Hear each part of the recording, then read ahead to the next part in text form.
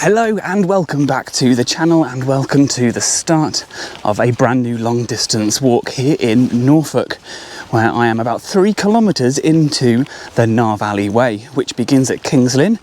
And earlier on I passed the beautiful Grade 1 listed Church of St Margaret, which is an old priory and is now the Minster. And also opposite that was the Grade 1 listed Guildhall, which dates to 1422. And then also in the town I just took a little detour to have a look at the gatehouse as well. There's a big gate which forms part of the old town walls, and that of course is Grade 1 listed and dates to 1437. So there's plenty of other historic remains in Kings Lynn. It's a very historic town, including bits of a Dominican friary. There's a beautiful chapel on a mound, and also town walls as well. So it's a beautiful place to visit, although some areas are a little bit rough. But here I am at the River Nar. This is the river beside me. Downriver is that way towards Kings Lynn, and this trail is 34 miles long, which is about 54 kilometres. That you can obviously do in one long day if you wish, but I'm going to split this over 3 days, today being about 13 or 14 miles. I'm going to be ending at Narborough. So what I've done is I've parked the car at Narborough and got the bus here. It was only £2 and it runs every half an hour or so. It's really convenient.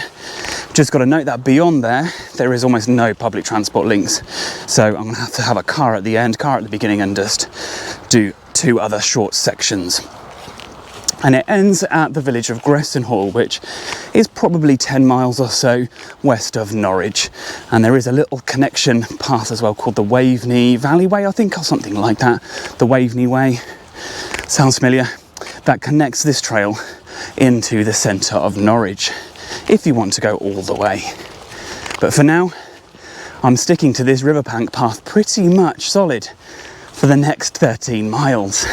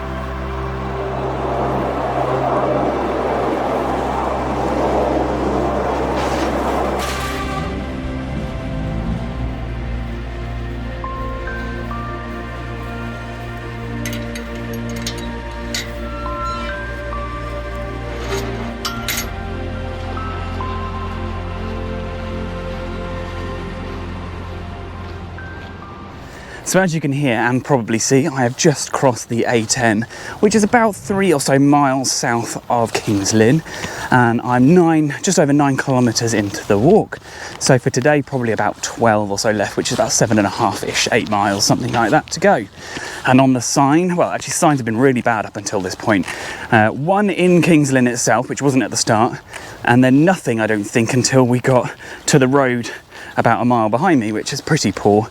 But I think the rest of this walk is actually really well waymarked. So just back there on the sign it said Pentney Abbey, 4.5 miles, but actually there's another abbey just set back, or priory just set back from the river in about 1.5-2 miles time. So I'm definitely going to talk about that first. Hopefully I'll get to see it across the fields, and then just beyond that, another mile or two, will be Pentney Abbey. And at some point I'm going to try and find somewhere in the shade to try and have a bit of a rest and something to eat, because it is really warm today. Really warm. When we set off it was probably about 16 degrees, which is not bad at all. And now we're hitting probably low 20s, and it's just going to get warmer and warmer, but hopefully I think it might cloud over a bit later on.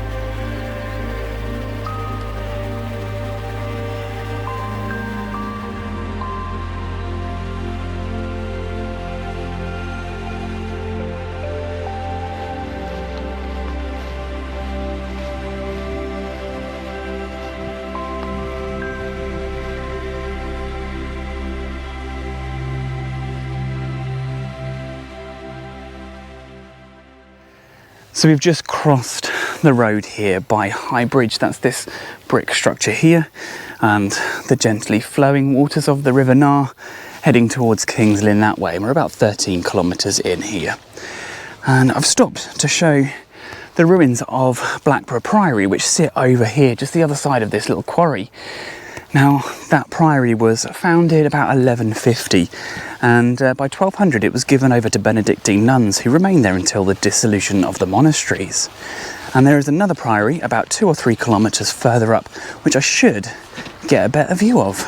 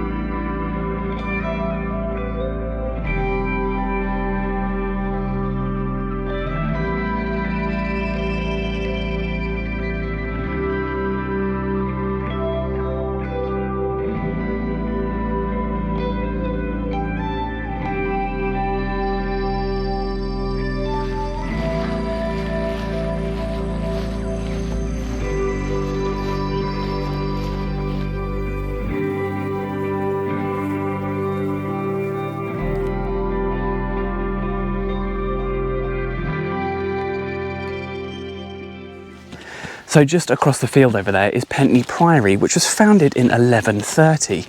Now, the river actually formed the southern edge of the precinct, and during the medieval period this was actually turned into a canal to allow boat access to this monastic site. And this gatehouse over here is exquisitely preserved and is now a wedding venue.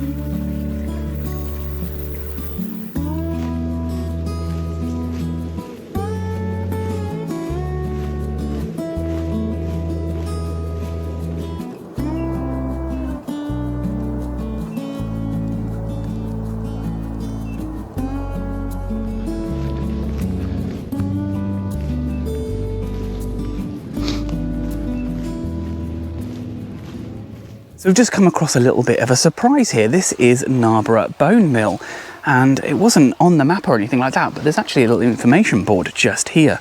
And it says that this is the site of Narborough Bone Mill, which is built by the Marriott brothers, probably the same brothers that have named the Marriott's Way, which comes out of Norwich, in the 1830s. And bones from local slaughterhouses, whale bones from Kings Lynn, coprolites from West Durham, and human bones from Europe were brought here and ground down and used to fertilise, I guess, fields and stuff like that. It just says ground down for fertiliser. The mill closed in 1890 as it became uneconomical as there was a fall in demand for phosphate fertiliser. But really interestingly, it says here, as confirmation that human bones from Northern Europe were brought to the mill, a part of a human skull was found on the site, and they actually radiocarbon dated it to 1218, which obviously way predates this mill. So I wonder if they were digging up bodies in some part in Western Europe and then bringing them over. But it's really interesting. It's had a nice, I think, £92,000 grant to do a lot of repair works. There's a little National Lottery heritage thing there, which, yeah, look at this. It's pretty amazing.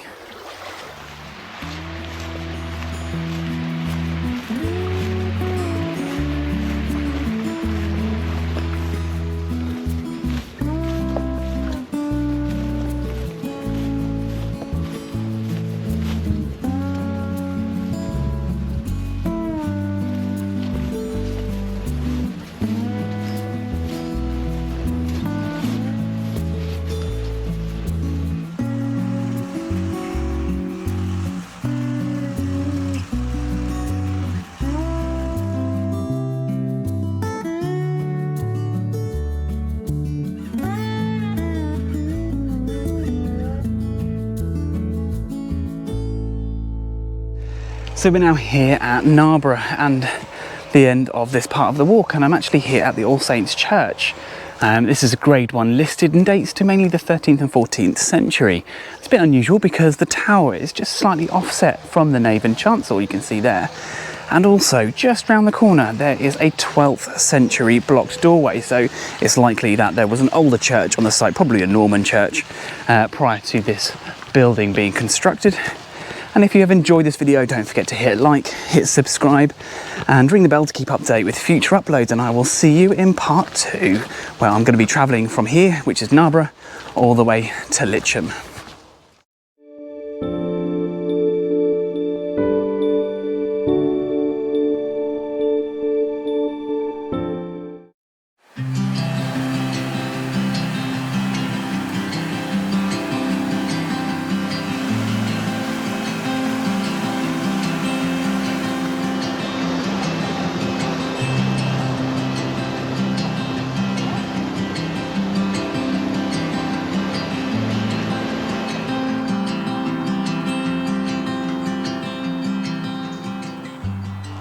Hello and welcome back to the channel, and welcome back to Norfolk, where I'm here completing day 2 of the Nar Valley Way.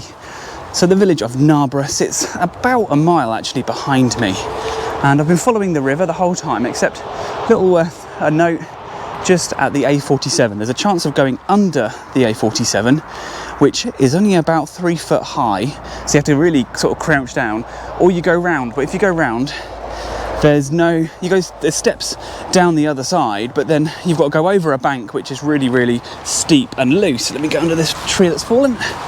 And it was quite unpleasant, so if you can go under the bridge, go under the bridge.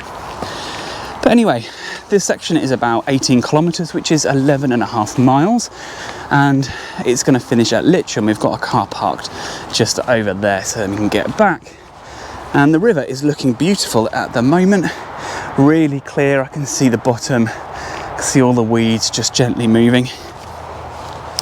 So one interesting historic feature that's quite near to here, it's about half a mile or so actually now in that direction. It's much nearer the village of Narborough, and that is an Iron Age fort, and they're very, very uncommon in this part of the country.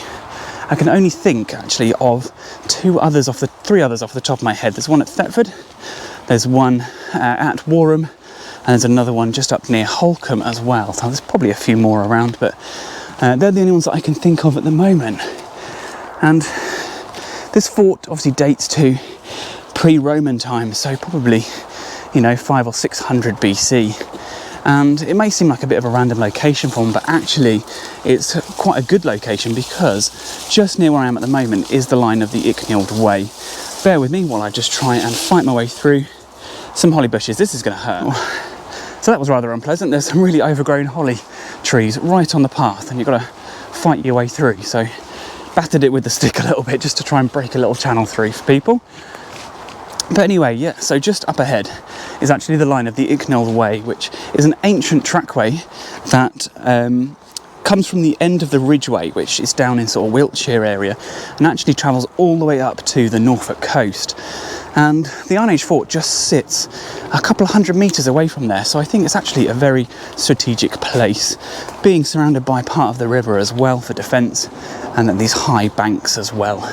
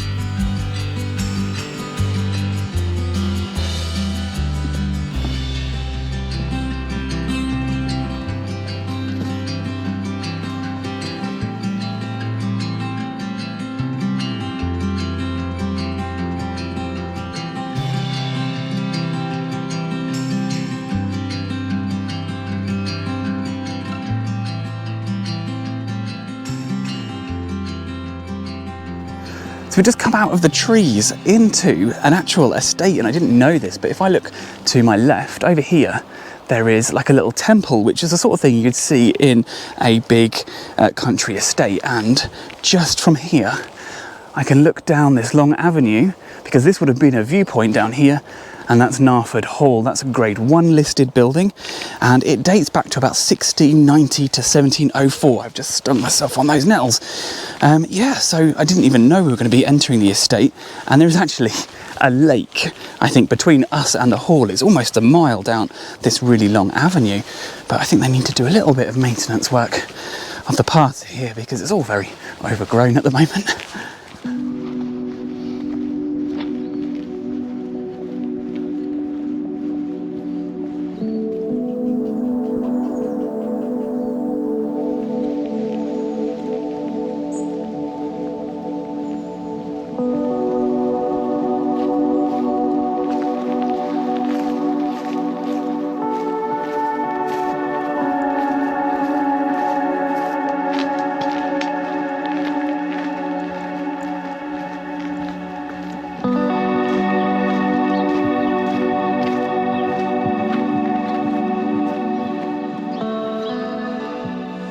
So we've just arrived here at Westacre, and behind me here is the Church of All Saints, and this is Grade 1 listed and dates to the 14th century. But right next to it, alongside that I didn't know was here, is this absolutely wonderful Abbey Gatehouse. Now, this is Grade 1 listed and dates to the 14th century, and it's actually the northern gate to St Mary and All Saints Priory, which sits down this long driveway here, and there are some standing remains in the fields behind. Now, the priory itself was founded in 1100 before being taken over by the Augustinian house, and the upstanding remains are Grade 2 and Grade 2 star listed, and the entire area is a scheduled ancient monument.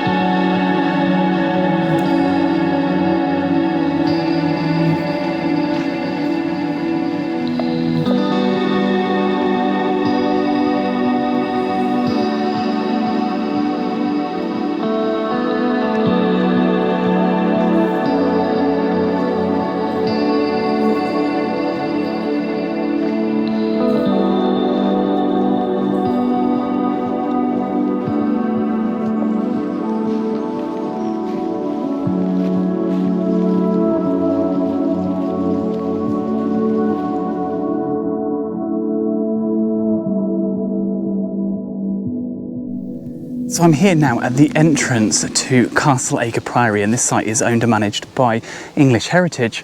And right at the entrance is this wonderful Priory Gatehouse. Now, this is Grade 1 listed, stands at 2 stories high and dates to circa 1500. And considering the Priory was dissolved in 1537, it didn't stand long before it was demolished. And if you can actually go in, it's about £10 I think per person to go in and have a look around. And just round the corner, I believe I can have a look over the fields to the Priory ruins as well. Now, this is a Cluniac Priory dedicated to St Mary, I think, and St Paul and St Peter. And it was founded in 1090. And of course, the upstanding remains are Grade 1 listed as well. And the entire area is a scheduled ancient monument. And it's going to take you at least 2 or 3 hours really to have a look around all of the Priory ruins. And considering there's Castle Acre Castle just up ahead, unfortunately I haven't really got time to look at it today, but I'll certainly have a look across the fields just up ahead.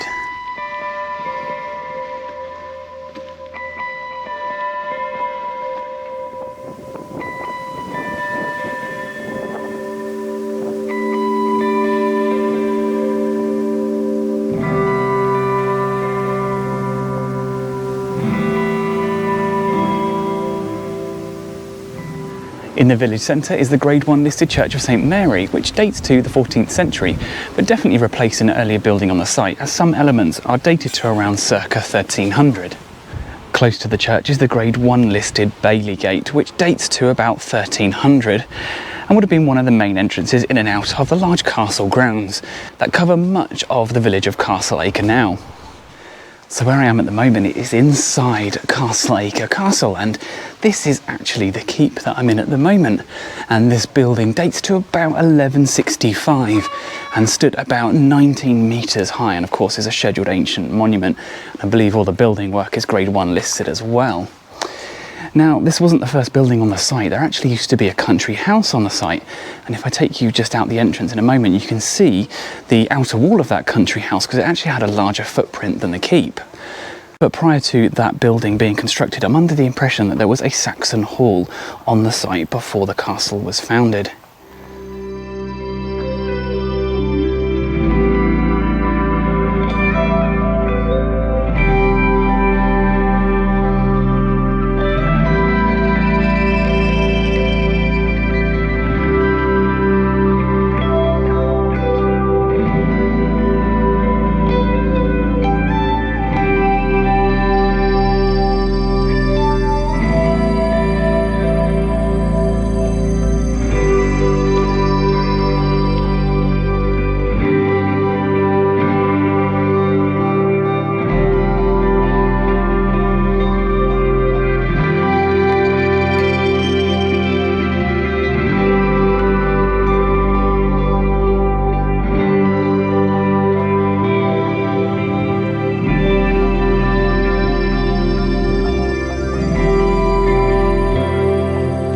So we've just left Castle Acre and we're crossing this grazing field, and just about 1/4 mile ahead I can see a really old church. Now, I know this church is the Church of All Saints and it's Grade 1 listed, and it dates all the way back to the 11th century. And in fact, the tower is also 11th century, potentially Saxo-Norman, so it may have predated the Norman castle, which is only 1/4 mile behind me.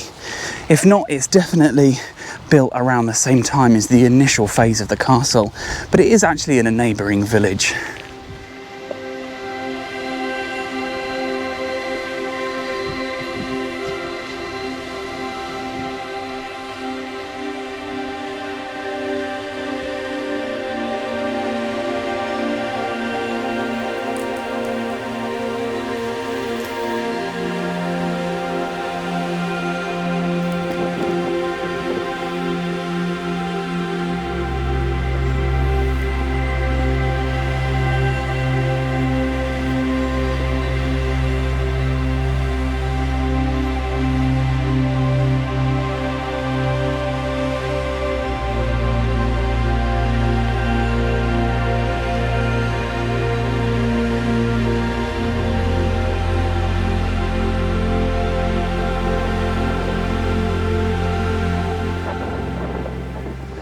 So we've just arrived here now in the village of East Litcham, And there's a little detour that I'd highly recommend, and that is to this building here. So it's the Saxon Round Tower Church, which is in this village, but it is just down this road here. So it's a few hundred metres down here around the corner.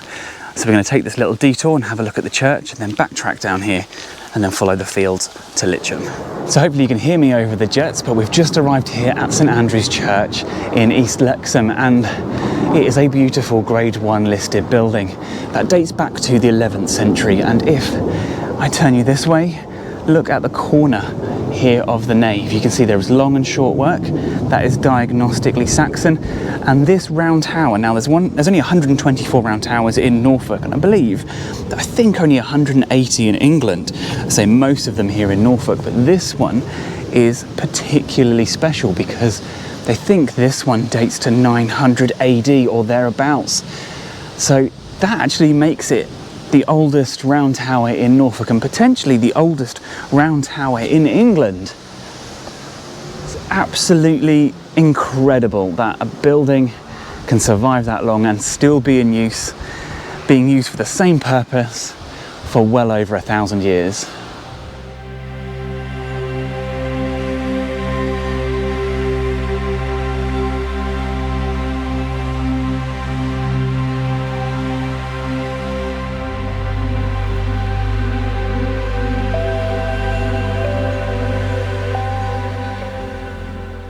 So another interesting fact is that the churchyard is actually round, with the church on a slight mound in the middle, and that would generally indicate that the site was used for pagan worship before converting to Christianity in the 7th century.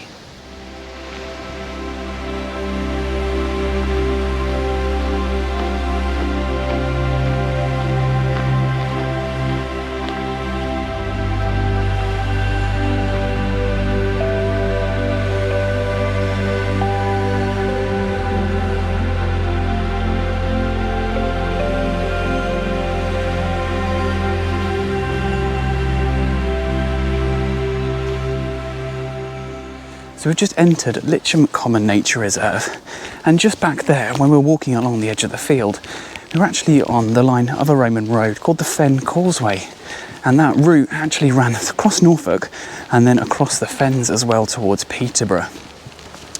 But this trail through the woodland here is going to lead us into the village of Litcham, and that's where we've parked the car, and we're going to end this section of the walk.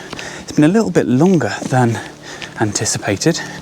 We thought about 18.5 kilometres, and we're actually at about 20.5 at the moment, so it's going to be closer to 13 or 14 miles. But if you have enjoyed this video, don't forget to hit like, hit subscribe, and also ring the bell to keep up to date with future uploads, and I'll see you in part 3.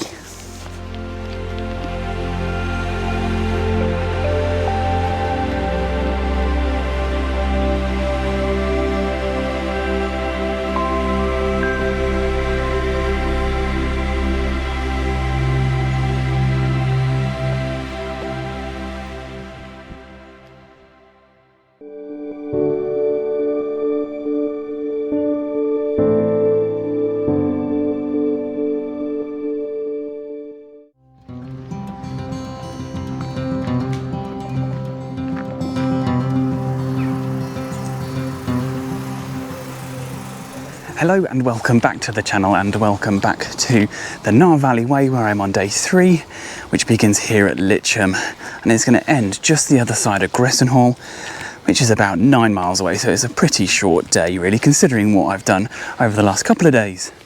And this building here is the Church of All Saints. This is Grade 1 listed, and the tower you can see is made of brick, and that dates to 1669, and the rest of the building I believe dates to about 1412, and you'd think that's the oldest building in the village, but it's not. Just a quarter of a mile down the road is Litcham Priory, and that dates to the 14th century, and it's Grade 1 listed, and it's actually been converted into a farmhouse, but on the outside you can still see some of the monastic features. There's little sort of coves and stuff where statues would have been.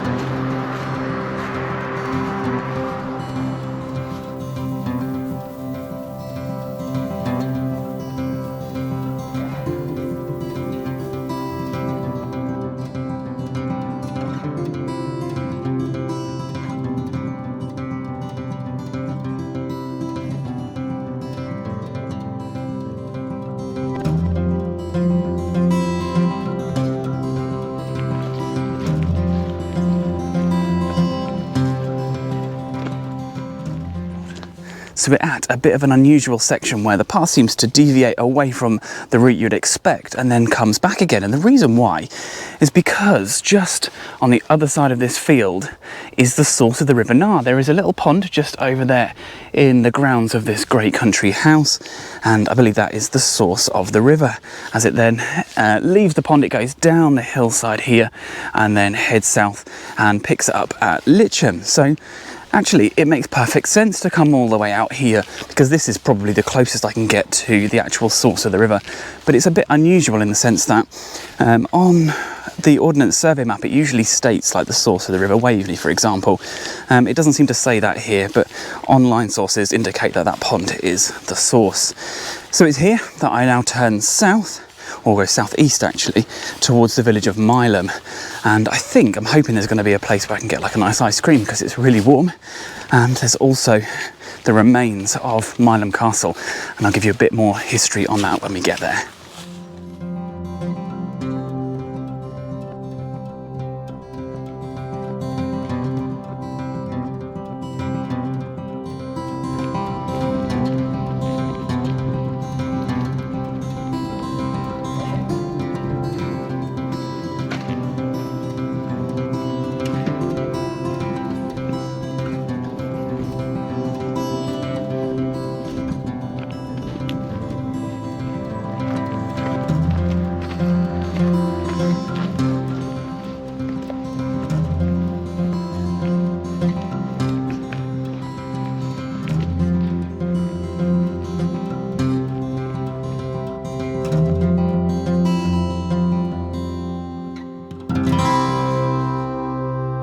So where I am at the moment is inside the earthworks of Meindl Castle. And of course, this whole area is a scheduled ancient monument. And actually, there's an enormous selection of earthworks here. Look, so there's a huge bank across here. Now, this probably marked an inner bailey. So just here is the motte. That's where the big castle, it was a stone castle, the big keep would have been built up there, probably standing at like 10 or 12 meters tall. And then an inner bailey here where there would have been a big gatehouse and probably a drawbridge across this moat. And as you can see by the foliage down there, it's still very, very boggy, and that would have dropped down several meters. And then just where I've walked a moment ago is like a secondary bailey, and basically anyone attacking the castle would never have managed to get through any of the outer defences and had to have come through the gates. But then you're encountering lots of resistance in there. I'm going to try and make my way up to the motte now. So you'd encounter a lot of resistance in there, and then you've got multiple gatehouses to get through. There'll be portcullises that come down, which are big metal gates that you can still fire arrows through or attack people through, but you're very well defended on the inside. I think I'm going to get stuck here. But on top of this mound is the remains, just the foundation remains of the keep itself. And it's believed this keep was constructed some point in the 12th century, so sort of late Norman, probably middle Norman. And I have found a way through. Let me get through here. And then at around 1300, this castle went out of use. And the road alongside is a pre-conquest road, which means that it's been in use since before the Norman invasion. And I think that is probably why this castle was built here. So if that was a proper thoroughfare through this area, why build the castle away from the main road, like on higher ground over there, when you can build an enormous fortress right here and still have wonderful views overlooking a vast area.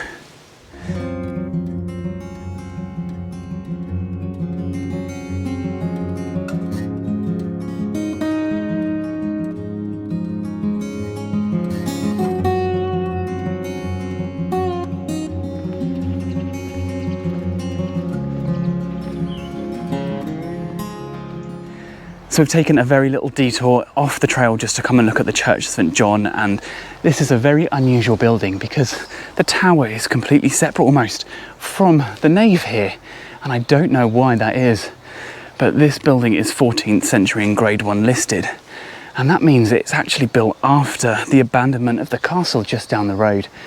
And actually, if you go to the north side of the chancel, there is a 12th century priest door, which really is kind of indicating that this building replaced a much older church on the site.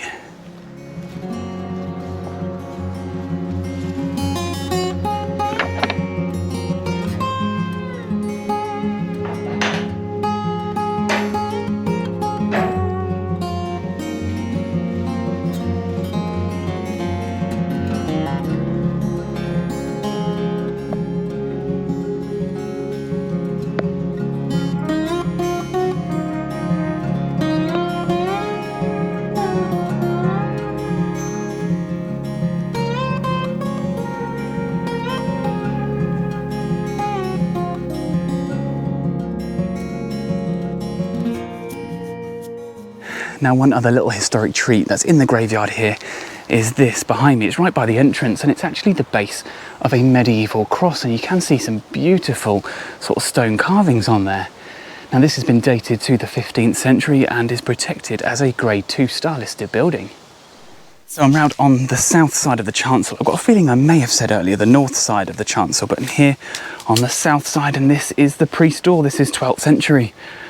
Beautiful. Now, it's not your classic Norman style arch, because that would be a continuous curve over, so this is probably late 12th century, I would say, but still a beautiful example of one, and some lovely stone carvings as well.